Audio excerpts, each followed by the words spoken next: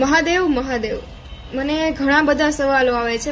ઘણા બધા સવાલમાં એક સવાલ તો કોમન છે કે થાકી ગયા છીએ જિંદગીથી, હારી ગયા છીએ, કોઈ ઉકેલ નથી મળતો, આગળનો રસ્તો દેખાતો નથી, કઈ જગ્યાએ જવું. એવી જગ્યા ઉપર આવીને ઊભા છીએ ને કે આગળ કે પાછળ ક્યાંય નથી જઈ શકતા.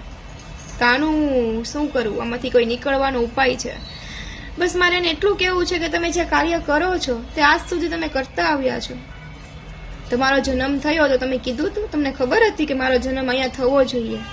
નહીં ને. તમારા હાથમાં કંઈ જ નથી.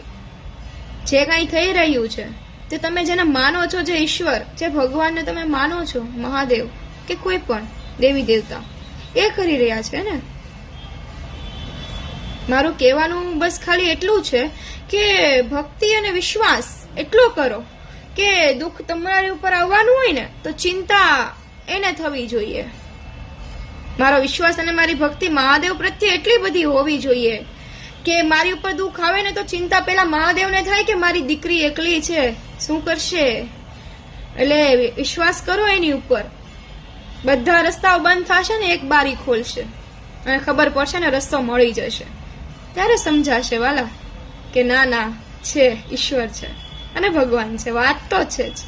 મારી વાત સમજાઈ ગઈ હશે તમને. બાકી બોલો મહાદેવ મહાદેવ.